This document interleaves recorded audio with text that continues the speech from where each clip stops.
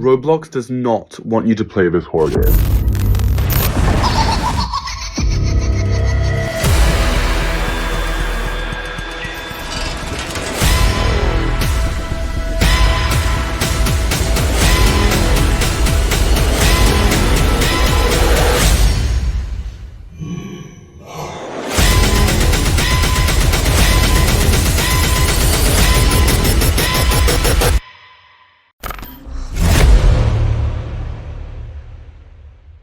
So welcome to Reaching New Audiences through Roblox.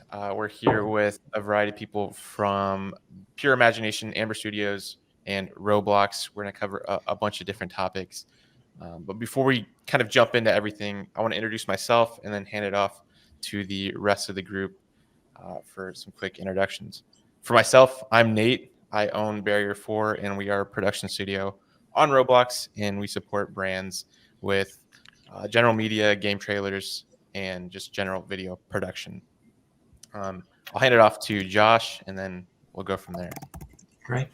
Hi, everybody. Josh Wexler, co-founder and CEO of Pure Imagination Studios. We build multi-platform content, TV, movies, animation, theme park rides, experiences. We're basically love building content and IP across all media and platforms. I'll throw it to you, Scott. Thanks, Josh. Hey, I'm Scott. I'm the Chief Product Officer for Amber. Amber is an international game development studio specializing in many different platforms, many different genres. We are the developer that worked on SAW X Survive the Obby. Edgar, off to you. Right.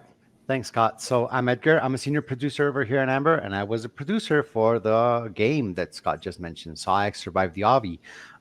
It's not the first thing that we do in Roblox, and it's not the first thing that we do as a team, but it's definitely something that marked us and left us all this experience that we're going to talk about now. Nice. And I'm Todd Lichten. I lead the entertainment partnerships side of the business for Roblox. So I work with a lot of studios, IP holders, franchise builders, talent who are trying to find their place in this increasingly important ecosystem of ours. Nice to be here. Sweet. Well, ending off with Todd was a good segue because the first thing I really want to jump into is understanding what is new in the Roblox world. So kind of going over the facts, the figures, just kind of the updates of the current state of Roblox. Yeah, for sure. I can give you kind of a broad overview. It's been a very busy year for the platform. We've seen healthy growth in almost all of our key metrics. This past quarter, we crossed over 70 million daily active users. So that number keeps growing quarter over quarter. I think we saw 20% year over year this past section. And of that audience, we're seeing really heavy engagement, right? So 2.5 hours per day on average is the time spent that we're seeing. And these are people who are coming to the platform to game, I think, is a component of it, but they're also increasingly coming here to socialize, to be with friends, to shop, to share memes. So I think communication is a really important part of any approach to the platform. 17 to 24, as these guys can attest, based on their success with SAW, is our fastest growing segment. And increasingly, we're seeing IP holders and franchisors coming onto the platform to bring new IPs to serve this audience, right? It's a combination of people who've grown up on Roblox, staying with Roblox, and also coming because they're excited to check out something new like SAW. The other piece that we're really excited about this past year is our dev growth, right? We saw bookings nearly 840 million last quarter. That was also up 20% year over year. The other call out, I think, for this audience is the number of new experiences that have launched. They're actually breaking the top 1,000. 38% of the top 1,000 experiences on the platform were created in the last 12 months. So it's a great opportunity for people to bring new IPs, to launch new IPs, and kind of use what the ecosystem gives. Yeah. So out of those new experiences and kind of what's being created in Roblox, how many of those are brand activations and brands just building into Roblox? And I guess a follow-up to that would be, are we seeing that increasing year over year? Yeah, this year alone, we've seen something like over 200 different brand activations. That's 2x what we've seen from just even last year. So brand growth is really steady across all categories. From an entertainment perspective, I think we continue to be the place, I think, where entertainment properties, especially theatrical releases, come to activate, as these guys can attest with their experience with Lionsgate and Saw. They also stood up a really fun Hunger Games experience this year. We've seen Trolls, Aquaman, and I think a lot of other theatrical releases. But I think the other trend that we're seeing across entertainment is, I think these marketing teams are now working with their gaming partners and even the content development teams to set up more persistent plays. So Paramount, which had sort of focused on some like shorter term activations, has set up a Turtles experience, for instance, in SpongeBob. Mattel's built out a Barbie world. Jon Favreau just came to the platform to launch Elf to celebrate its 20th anniversary. So I think we're seeing a whole spectrum of different work, right, in the entertainment sector. I think the other trend that we're seeing, especially in the fashion side, is I think lighter weight entry points to the platform, right? So Adidas has come onto the platform right now with virtual items and a series of different shops that they're placing in their experiences. Olivia Rodrigo's team has done something similar, where she's standing up a shop to help fans celebrate their love of her brand through different items that they can equip their avatars with. So I think that's been the sort of like trajectory of the platform. I think as you're seeing more breadth, you're seeing more participation across different categories. And different entry points that you're going to continue to see, especially through advertising in the year to come. So I'm going to throw this question up in the air, and this is for anyone at Amber or Pure Imagination or even Roblox, is kind of the big question for this audience. And that's, why choose the Roblox platform for developing brand experiences? I'll start. I'll take that one. But Amber guys, please, jump in. To Todd's point, it's an incredible platform to engage and reach audiences, right? Our fans and fans of IP, people who love content and brands, whether it's Saw or Turtles or Olivia Rodrigo, it doesn't matter. Fans want to consume or have access to the IP and the stories and characters they love. And so you want to go to where they're at, basically. And Roblox is clearly, a place where they are. They're not as much in the movie theaters or on traditional television. And, they're finding, these ways to interact and engage in these stories. And it's a pretty incredible community and tool, in a way, on Roblox, where you can game and socialize and play and watch content, and you can do all of these things in one place, and that's pretty powerful and pretty incredible. Yeah, at Amber, we've been bullish on Roblox for a while now. We built a studio, Roblox Labs, based in Guadalajara, Mexico, is where Edgar is.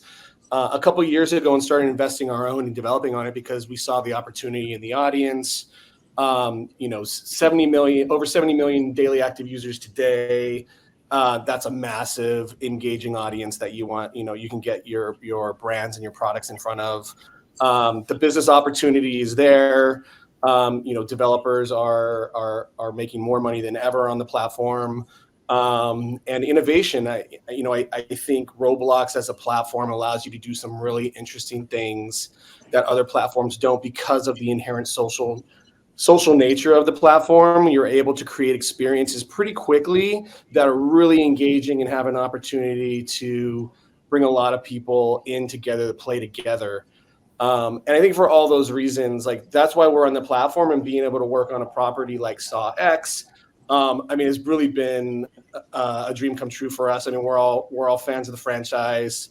We're all big horror nerds. I have my Ash in the background. So, it's really been a great opportunity for us, and we jumped at the chance to be able to, to work with Lionsgate and Pure Imagination on this property.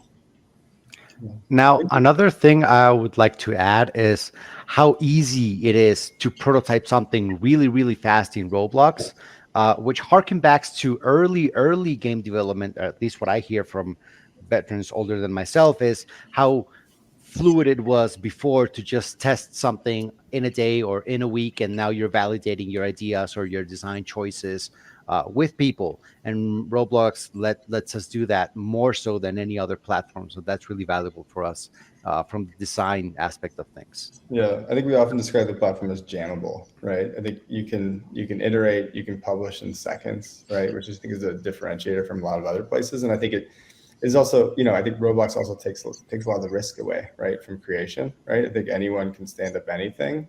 It's still a hit-driven business, right? And that's still up to execution and the way you market it and experience. But I think it allows you the freedom to kind of, try things that you might not have tried in other places, just because, it is, as Edgar described, pretty easy to publish and build here. Kind of following off of that, we all know dedicated brand experiences, that's one opportunity and one way to activate on Roblox. And we're talking about, testing things out in seconds and getting it up same day. What are some of the other ways that brands can, test things out and activate on Roblox? Outside of like a persistent experience, you mean, Nate? Yeah. Yeah. So this could be like anything from like a branded UGC line or Sure. integrations into existing games on the platform. I think a topical example is what Lamborghini just launched, right? I don't know if anybody saw this, but they launched a showroom for a new vehicle that won't be available for 5 years, right? And with it, they launched a couple pieces of limited UGC. It was like golden bulls, which were designed off the Lamborghini logo, sold in less than an hour for something like, I think, close to $18,000, right? 1.5 million Robux. And I think it's about wearing that piece. It's about obtaining that piece of UGC, but with that UGC also came power, right? You're going to get to visit the Lamborghini showroom. You'll be one of the first people to do that. So I think that's a really interesting play for Lamborghini, right? To bring this property that's years from launching to an audience that they know is going to be important to them. Some people are driving, some people aren't driving, but I think the fact that they have that foresight to be able to build out this experience and leverage a piece of UGC, right, to drive that fandom is really important. We're also seeing emotes, right? Emotes are, a similar like component where people can kind of embrace a dance move from a certain talent or celebrity. Those have done really well, right? Especially with what Nicki Minaj just launched at Gag City, where she's able to kind of like celebrate her fans. They can use these emotes to kind of represent their fandom for her across the platform. So you're not just acquiring this item, you're also taking it and brandishing it and showing it to everyone else in all the places that you go, which I think is beneficial to both the talent and the brand. That's a great example. And in SAW X, we embraced the limited strategy, and we had over 12,000 UGC items that we released over a period of a few weeks. And all those UGC items now, we had I Survived the Obby T-shirt. We had we had the reverse bear trap from the movie that you could wear as well. And right now, all those UGC items are out in the ecosystem. And from a brand standpoint, you're seeing those items and it's resonating. And the other thing that we had, which was awesome, we were able to get the SAW X trailer into the experience. And so for Lionsgate, it was a great opportunity because everybody that came into the experience essentially had a trailer view. And so we had hundreds of thousands of people coming in during the release of the movie, being able to see the trailer. And that's an activation that I think is super, super interesting from an interactive standpoint for some of these brands. Right. That's around 870,000 trailer views that we can attest to up until now. And Todd, you mentioned how that it's a great thing for the talent and the brand, but it's also a great thing for the users themselves because they have this piece of whatever it is that it's unique. They feel like they were there for the thing. It's part of something greater. Those that weren't there get FOMO because of that, and they want to engage in like more UGC type of experiences. So that drives engagement like no other platform as well. Absolutely. Yeah. Sweet. Well, let's bring it back to the purpose of this panel, and that's going through the SAW X experience on Roblox. I'll throw this to the Amber and Pure Imagination team. What's the backstory behind that? How did we get to this point? I'll start there. We have a great working relationship with the team at Lionsgate and also with Six Flags. And we were talking to Six Flags about Fright Fest and trying to really sort of think outside the box and what could we do with Fright Fest this year. And we had this idea of let's figure out how to combine sort of a physical and digital experience together. So do the maze in real life, but then do a maze in digital and on Roblox. And we were trying to think what would be a great IP around that. And the Saw 10 movie was coming out. And we reached out to our friends at Lionsgate and started talking to them about, this kind of whole hybrid idea, which I don't think has ever been done before. And they loved it. And it was took a little bit of time to get it, sort of all coordinated, because there's a lot of moving parts to do something in the physical and digital worlds together. But once, we got everything going, it was kind of a freight train in building the real thing, and Edgar and his team building the digital experience. But that's the genesis of how this all came to be, really wanting to do something unique and never been done before. Anyone else want to chime into that?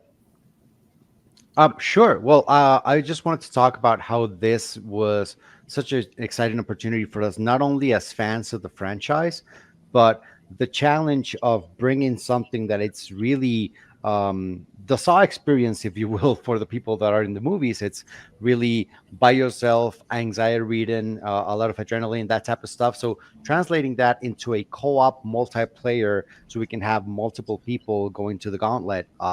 It was kind of challenging, and it was really, really fun. And it was really necessary to be in constant communication, both with Lionsgate, Pure Imagination, and Roblox, to be able to pull this off. So that in itself was its own thing, and it was fun as hell, to be honest. Initially, we tried to take the designs like way too hard, at least as a design philosophy. I'm more of the idea of crank it up to 11 and then dial it back down to see where you land. And that's definitely something that we did on purpose. Firstly, because we wanted it to be hard, right? It's Saw, so it's not supposed to be just like a breeze. But also, all those little opportunities arose to include like the essence of the movie in the game. So every single room that we have, it talks to a trap in an actual movie. There's a lot of little Easter eggs that we drop throughout the experiences. You can see below the puppet throughout all the experience. You can see like writing on the wall from the movies. All this type of stuff was something that we really, really wanted to lean on, because as fans ourselves, as I've stated before, we wanted to talk more directly to fans of the franchise. So that was a really cool opportunity for us. Yeah, I think the team was super passionate about the opportunity. I had been talking to Todd and Josh, and I engaged Edgar and his team. And I don't know if you haven't seen the movie, it takes place in Mexico, and so our studio's in Mexico, and they're passionate about the brand. And we were like, wow, this is just, all these things are coming together to like make an awesome experience. And so, being big fans of the franchise, when the opportunity came to us, we jumped at it. And so the other thing that was amazing about it was that it's the first TV and film activation for a 17 plus audience on Roblox. And that was exciting because, at Amber, we like to try new things, and this was going to be something interesting and new that no one had tried before. And we really threw ourselves at that, thinking of really funny and cool things that we could do to push the boundaries of the platform up to an older audience with this property.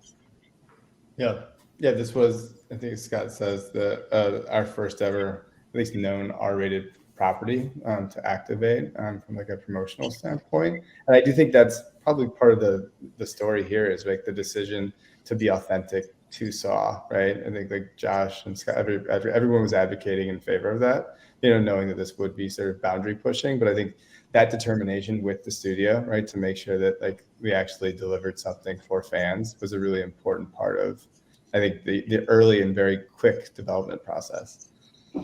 Yeah, so delivering for the fans, that's a huge thing. And that leads into kind of the next area that I want to cover. And that's, what is the creative experience for this brand, and kind of what did you guys have to think about in order to make this an authentic to the movie experience?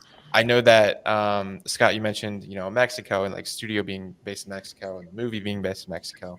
What other areas and things that you guys have to build into your creative process to ensure that this was an authentic experience? Well, I think one of the big ones was how violent could we make it, right? What would pass the Roblox police, in terms of what was acceptable. But Saw isn't not just obviously about violence, but there's a deeper story to the message behind all the Saw movies and franchise. And so it was ultimately, obviously, we wanted to be fun and compelling, but Edgar and team and some of our people here, I think, worked really hard on trying to figure out what line could we stay on to keep us in compliance, generally speaking, but also be true to the Saw franchise. I think that was one of the hardest challenges for all of us, I think, creatively. But still wanting to really deliver on a 17 plus experience, which was very unique too for the platform. But Scott, Edgar, chime in, please. Right. Yeah. So go ahead. Yeah, I was just gonna say, I before coming to Amber, I worked at Disney for many years, and we had this term called aspirational connection when we were building games based on properties. And I think, like, to Josh's point, like, one of the first things we tried to do is figure out, like, okay, what would be the aspirational connection of someone playing a game based on Saw to the brand, to the movies that they know and love. And we worked through that. Very, very talented creative in Pure Imagination called Emmy, and we worked together with him to really figure out what is that. And we really came to the conclusion that, well, there is a popular genre on Roblox, obstacle courses, aka obbies. Like, if you think about Saw, like, Saw is basically like the obby from hell, right? It's like you got to make it through, and like most people don't make it through, but a couple do. And so, like, that's where we started, and we just kind of ran with that concept. And Edgar will probably give you some more details on how we got there, but I think, like, once we all figured out, like, that was the I guess the razor, like the right thing, pun intended, that we should be doing, then we ran with it. Yeah, totally. So we wanted this to feel like an extension of the franchise. We really wanted this to be like, make you feel like you were in a Saw movie. So we led with that, and every single decision that we had was like, does this make it feel more Saw? And if it does, then we'll push and see if we can get that done. Of course, as Josh said, we had to check everything with Roblox. I remember we had this BFX, which was just blood spurting out and coloring everything on the floor. That was, of course, too over the top, so dialing it back down, but still keeping that high stakes sensation of, oh, you're in danger, you can die in any moment, while at the same time working in, like, with your team, like this sense of camaraderie that we wanted to be bubbling up. For example, and this means we just binge watched almost all the movies, or at least I did, the torture scenes more than anything, and we're like, just like, that makes a cool mechanic, that makes a cool mechanic, that makes a cool mechanic. And once we had all those lists, it was just a matter of saying, okay, which one of these can we translate into an obby configuration, and how do we make it stick, right? So we have the razor wire maze, which is taken straight out of the movie. We have the ice block trap, which is, again, taken straight out of the movie. And, well, if you see it, every single thing in the game is taken for one of the movies, for one of the scenes, or whatever. And it also speaks to Saw 10, which was the intention of all this, was to celebrate the franchise and to kind of like, hey, we love this, we love this IP, and how do we get this IP in the hands of the users and let them experience this? And that was just seeing the movie and seeing, like, most things that we could get our hands on, and kind of like deriving from that what would make it into a cool a cool game, right? Now, we also wanted to put the trailer in the experience because, again, we wanted to speak to the movie and we wanted people to get hyped, right? So when you're in the lobby before going into the actual gauntlet, the trailers, as we mentioned, the trailers is playing and you get to see it in its entirety. That's also something that we could pull off only because we worked with Roblox closely, and I think that also raised a lot of the quality in the thing because you actually felt like you were in one of those uh, rides when you're in Six Flags, right? And you're seeing like all this publicity or ads or whatever for the IP that you're going to experience. So that was really cool to be able to pull off. We've kind of touched on it a little bit, and I feel like we can all guess. But in the process of developing SAW X, what would you say has been the biggest challenge that your team has faced? And this can go for Pure Imagination or Amber. I would say for Amit and our team here and the Amber team, but everybody jump in, I would say timeline. We had a crushing schedule to get this done by the time everything was, just greenlit and underway from all parties, because there was a lot of, people and different companies involved. We had a very short timeline, and I think the team did a Herculean job of getting this thing done on time. But I think for all of us, it was schedule. Yeah. Yeah, I think within the constraints that we have as game developers, we always try to do the best job that we can in fitting appropriate scope and really, like I said, creating a product that has that aspirational connection. And I would say the team really came together on all fronts. We had like daily Slacks and conversations between all parties involved, Pure Imagination, Roblox, Lionsgate, where we're all like bouncing ideas off each other. So everybody really came together and realized how important this was. And it was an amazing collaboration. And as we were developing, I would say like some of the funnier moments or, trickier moments were designing the traps. We wanted to make the traps multiplayer. We thought that was a risk, but we thought it would be high reward if we can make it work. And so, designing the traps in SAW to have multiple inputs from multiple people in order to be successful. We had some funny things where like, at one point we have these guillotines kind of come down and can cut you if you do the wrong combination, and they were coming in way too fast and way too often, and people were just getting massacred in some of our early play tests. Or we brought some like this electrocuting mechanic into the ice box room, and I like the first couple of implementations of that, like literally you just step into the room and you die because you hit the electrocution. And so stuff like that where you're kind of like play testing and going, oh, that didn't really work like we designed it, and we're all coming in together and playing it as a group. That was challenging. At the end of the day, I think we got some amazing puzzles and some amazing traps out that are multiplayer friendly. But I would say that was challenging, like really trying to nail down the design for those traps and make sure that they worked when players came in. Right. Well, I would just add that I'm of the thinking that restrictions, like creativity, thrives under restrictions because then not everything can be anything, and you have this really set parameters on that. So the harder thing, at least personally, it was to avoid the feature creep. Like we wanted it to have so many things and so much more, and we went, oh, we can go this and this and that.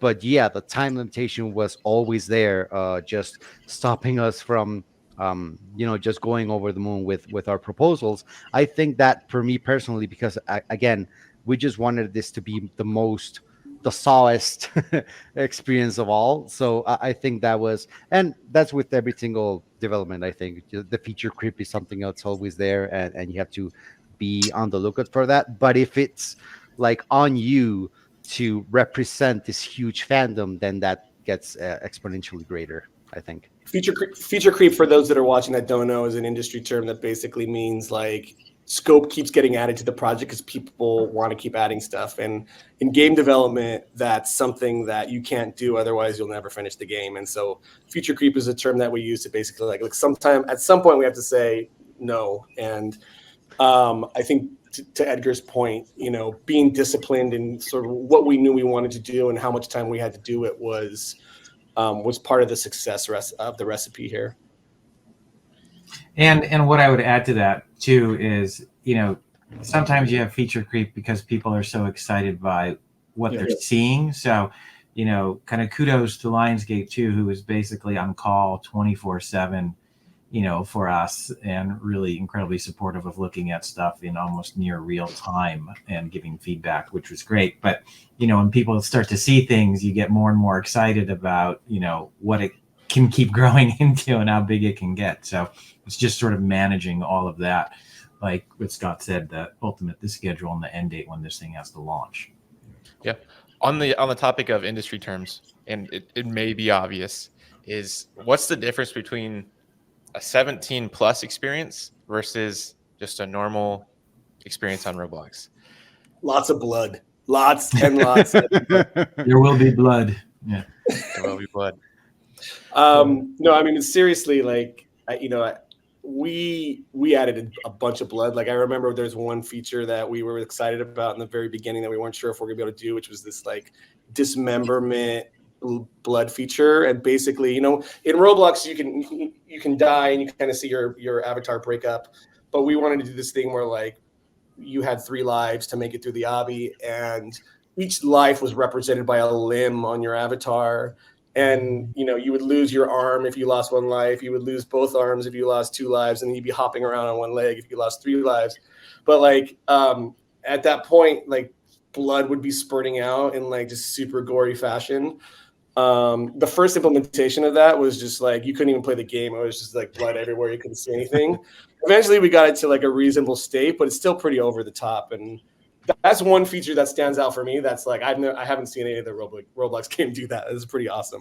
And you could like draw your name in blood because it was like real time. It was pretty cool. Yeah. I think the other, I guess, so yes, we obviously rolled out 17 plus this year. We also just revealed strong language, which will allow you to kind of, express yourself appropriately at the reaction to one of these traps in SAW. But it is all, the platform's obviously been built on safety and civility. So all of these experiences require ID verification to get in. So I think that's the other important call out as we're building this platform for a billion people. Yeah, you're able to put a lot more stuff in. Like, for example, there's this really cool detail I like. We have a body outline, like the ones in crime scenes, that's holding a cell phone. A lot of people play this on their cell phones. So those type of like little nods that players, like recurrent players, are gonna notice after playthroughs and whatnot. I feel like Roblox gets more pliable in the 17 plus thing because you're just able to put more stuff in. Sweet. Well, we're going to move on to questions submitted by the audience. This one comes from Justin, who's curious about the marketing behind these experiences. So he asks, I get the idea that I've seen discussed around this method of creating, which gives you access to a huge player pool without having to run an expensive new marketing campaign. But he asks, is there still a large marketing lift that needs to be done? Is it less or still the same as a traditional release? Todd, do you want to start with that? Yeah, I can kick off. I mean, there's a bunch of levers that I think anyone should use, right, to drive discovery of an experience, regardless of, right, how prolific the audience and like how easy discovery is on the platform. I think influencer is a massive strategy. Roblox content drives something like, close to 275 million views a day on YouTube alone. So I think like just playing out the narrative quality with these influencers is important. Discovery happens pretty organically on our platform. I think the other levers that people tend to use, and Scott called out in that regard, UGC, right? Virtual items are definitely a big driver. People want to, be part of that brand and show off with the thing that they love. So I think like those are components. But I think we also are increasingly seeing brands that are leaning into different UA tools, right? And immersive media on our platform, right? So they're launching experiences, but they're also supporting those with either a video campaign to run trailers around a property, portals that are going to drive traffic, sponsoring tiles. So I think like all these things work in conjunction. I think, again, it depends on your timeline and I think your goals, right? Scott, you guys should weigh in too. Yeah, I think the limited strategy is a really interesting and new marketing technique that the platform has. I mean, these items are basically durable items that you can earn, and they're limited to a certain volume. And so, you know, from a marketing standpoint, I mean, think of it almost like, you know, when you're at retail and you're giving like a special, you know, a special item away for bringing people into the store, right? And so the limiteds are things you can advertise. You can say, hey, this Friday we're giving away 5,000 of these limited items if you can do this one thing, right? Or, you know, you can even just show up and be the first to show up and get these limited items. And from a marketing standpoint, that's really valuable because it brings the users in. It's something unique that they can have as a carrot that they're going to want to acquire and show around, you know, as part of this social platform where it's inherent. And so, you know, outside of the standard channels of marketing, I would say that's something super unique that the platform has that I can't really think of another platform that has that. Joshua, you got anything? I would say that, you know, Roblox is an incredible place to tell stories and continue to market, you know, IP and brands. There's always a lift. You know, discovery happens, of course, but there's always a lift. So, you know, you want ultimately when you own or control a brand, you want the widest possible audience, you know, you can. So everything you want to do is an engagement. You know, so you have to look at, I think, the marketing of an IP in more of a whole manner and the totality of it all, right? And that Roblox becomes a piece of that whole marketing effort. And it's not just marketing too, because you want the experience to be great, right? That's the other piece of it. It's not, we don't look at it as creatives as, hey, this is just a marketing and promotion. We want to create something that fans of SAW love to do, right? That fact that it happens to potentially help put butts in seats in a movie theater is great, but it also is, again, that continued fan engagement of the IP regardless. So in whole, everything is a big lift when you're launching kind of any experience. But again, the size of the audience on Roblox and the access that you have is pretty incredible. But the other thing too that I'll just add SAW specific is, you know, I think, Todd, correct me if I'm wrong, we're the first 17 plus experience, right? For first movie. R-rated, yeah, film or TV property. So, you know, we're certainly hoping for discovery, but, you know, that alone is like, hey, we're the first on the platform. It's you know, it's going to be an interesting experiment in a way too. Great. So Edgar, this one might be good for you. So especially going into the new year, from a developer perspective, and this is also from Justin, what emerging trends on Roblox are you most excited for? Well, the last one that I got pretty excited for was the facial recognition thing, where when you play on your cell phone and you turn it on, you do gestures with your faces and your avatar does them too. So really, the whole architecture of Roblox multiplayer thing, it allows players to experience like deeply and personal moments just by themselves or with friends or whatnot. But it also allows, in this case, brands to leave like a lasting memory and a message. And all these tools, like the one that I just talked about, only adds to that. I'm sure there's way more stuff coming out, but I'm just trying to grasp anything that it can do up until now. The aspect of transmedia is something that's really cool. Being as light as it is, like everyone has Roblox in their cell phone, you just scan a QR code and you're in the experience, which, by the way, there was one in the actual ride in Six Flags, if I'm not mistaken, where you could just play while you were there. And I don't see that happening in really any other platform right now. The UGC is also really interesting. You couldn't before publish a UGC item, sorry, just like a regular whatever item to be sold or shared without it had a lot of limitations. So right now you're able to put scripts into stuff that you put out there. So there's more possibilities to now that even a year from now. So I'm sure that's going to keep happening on the coming years. So that itself, it's really exciting. Yeah, I think the. Oh, sorry. Go ahead, Todd. I was just going to add, I think the idea of like scaled creation too, right? Opening up our marketplace, allowing devs and creators to build their own heads and bodies is just going to kind of, be an incredible multiplier in terms of what creation we'll see on the platform. So I think that our community is definitely excited about. And the other piece, Scott, and I'll let you jump in. I think it's just is giving devs more audience, right? We signed a deal with Quest and we've had massive adoption there. PlayStation, I know, was like a huge win. We saw something like 10 million downloads in the course of a week. So I think exposing these creations to new audiences across all these different devices is also a boon, and a reason that people are flocking to Bill here. Go ahead, Scott. Yeah, my head was immediately going towards your generative AI tool set.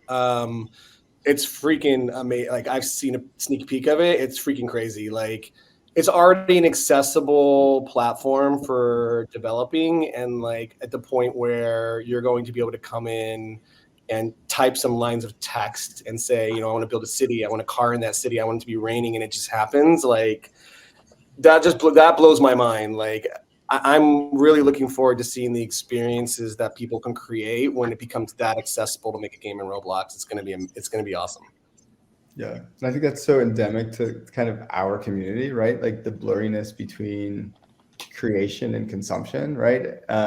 Everyone's doing everything, even if it's just something as basic as building your own avatar. Like, you are part of that storytelling. So using AI and other tools to kind of like remove some of the blockers to like further expansion, I think I agree is going to be a big game changer for a platform that's already kind of like leaned into this direction.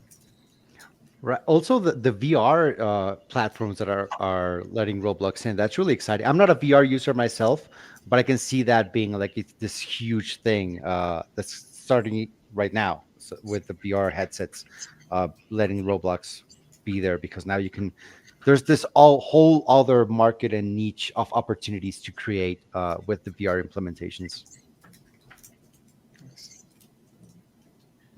Great. This is from Daniel.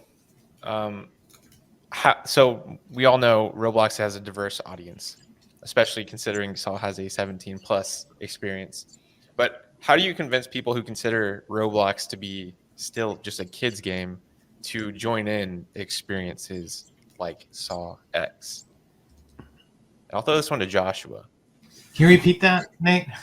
So this is a question from Daniel. Yeah. So he asks, how do you convince people who consider Roblox to be a kid's game to join experiences like SAW X and realize that it's not just a kid's game? That's look, I mean, that's I think a fundamental question for the whole platform, right? I think, Roblox made obviously a big decision to be able to allow for that kind of content, but if you're already in an ecosystem and you love it, why leave as you get older, right? I think is a lot of that. I don't, if I've already got everything and now I can sort of move into something like, it's, car brands do it, it's like I can buy an entry-level Mercedes until one day I can afford an S-Class kind of thing, right? Or things like that. I think you have to make compelling content at the end of the day is really the shortest answer. Is if you make something that people want to go and do and experience, they'll come. And it'll take time to probably build a equal size audience in 17 plus to what Roblox has now, but it's going to be driven by what teams like Amber and ours do on the platform. to get people there, right, and then to keep them there. I would say the numbers themselves are a pretty huge draw. Like, and you have to go into Roblox to kind of understand it, because it is this really quirky style, like different from all other platforms of gaming and off games, and just to understand, like, why is this thing getting 70 million plus users a day? That type of stat just makes you want to go in and find out what it is. Well, And once I you're think like there, go over ahead, Scott. 40% of them, I mean, over 40% of them are over 17 too, right? So it's almost like people are seeing it as like, oh, you're trying to bring an older audience to the platform, but like they're already there. And it's like kind of like probably looking for that content, and sure, you can bring in more and as this demographic ages up, but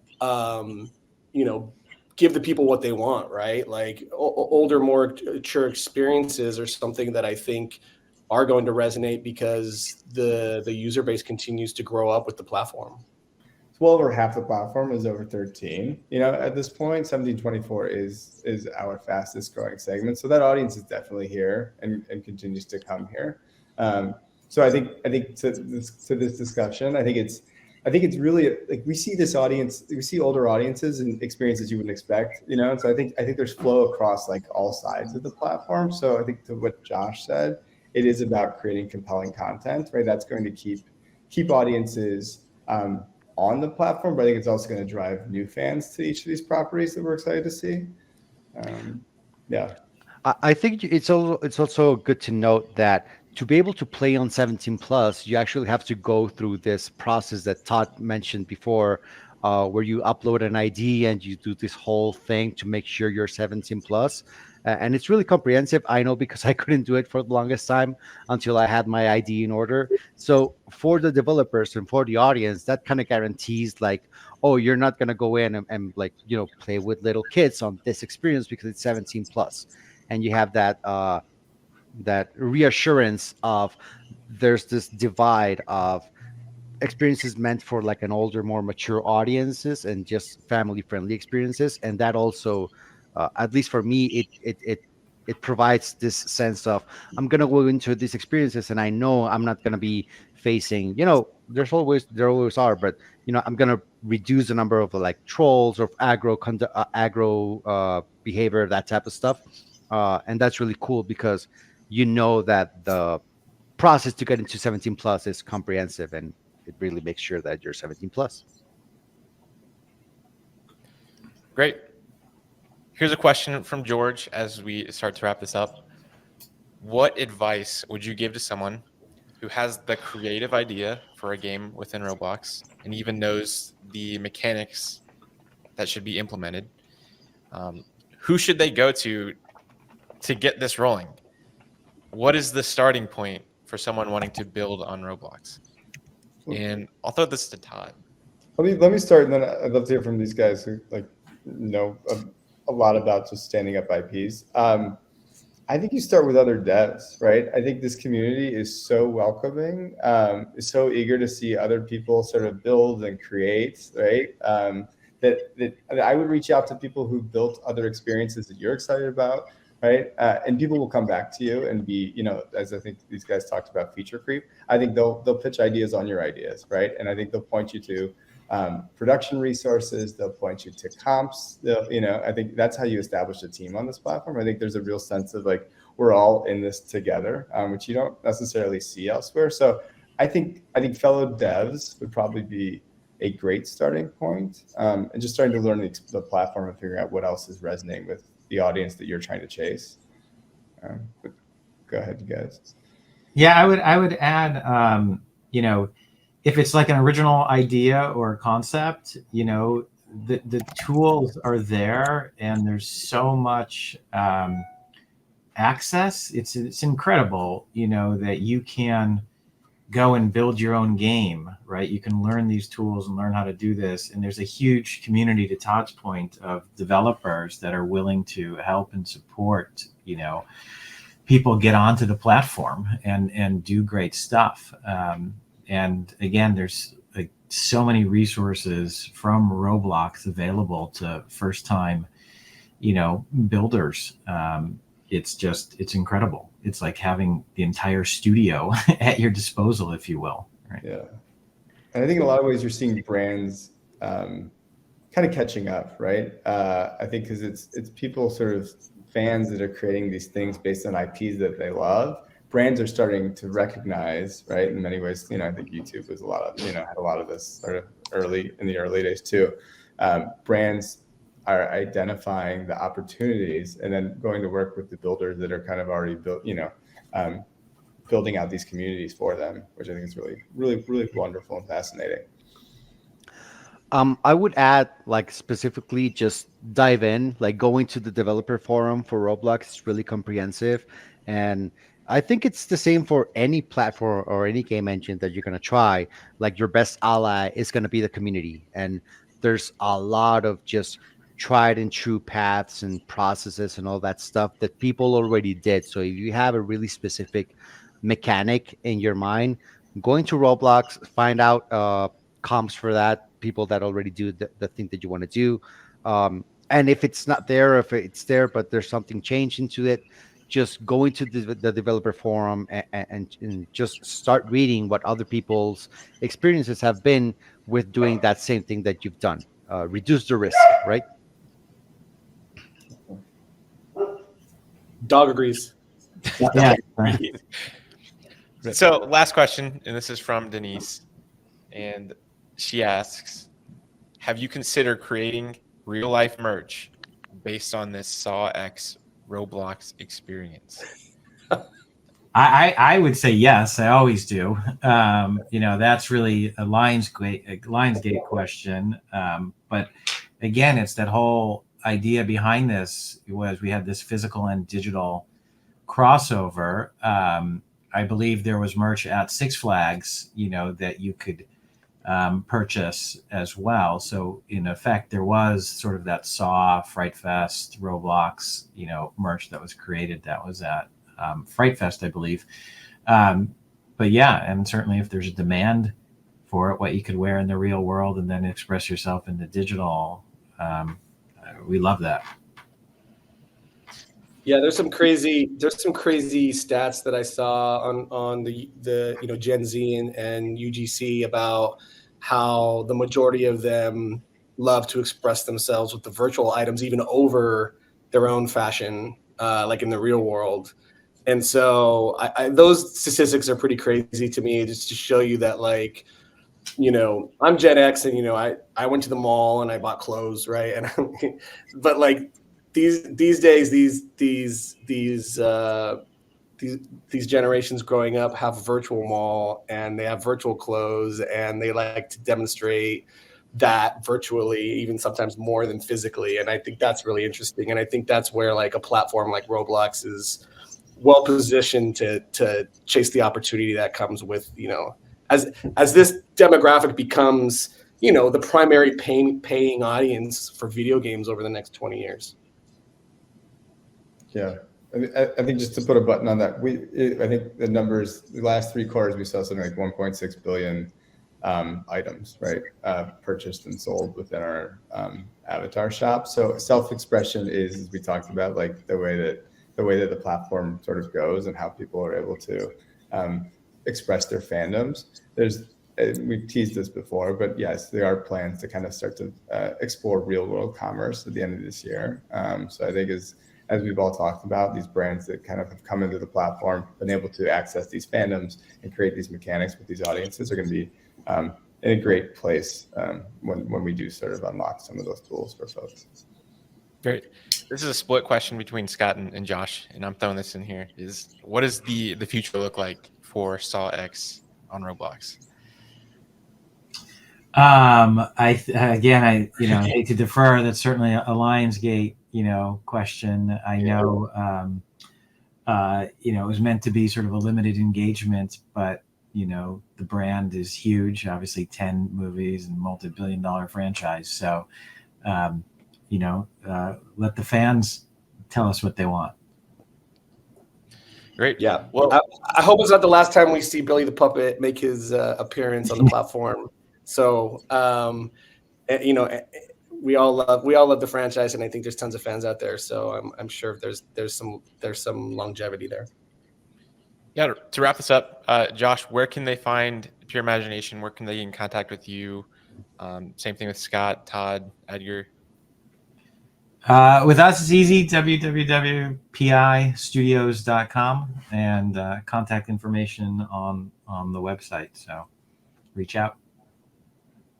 Yeah, amberstudio.com. I'll even give you my email, scott@amberstudio.com. If you want any questions, like, feel free to hit me up. Always happy to give some advice. Folks can reach out to me either on LinkedIn or through the Roblox website. Right, and for me, same Amber Studio. My handle Edgar Lunarcito is the same on any social media. So definitely, if you want to talk more game dev, more Roblox dev, whatever, just reach out. My DMs are open. Sweet. That's it. You cut it. Hey, Awesome. thank Thanks, you, man. Nate. Thank you, Nate. Thanks, Nate.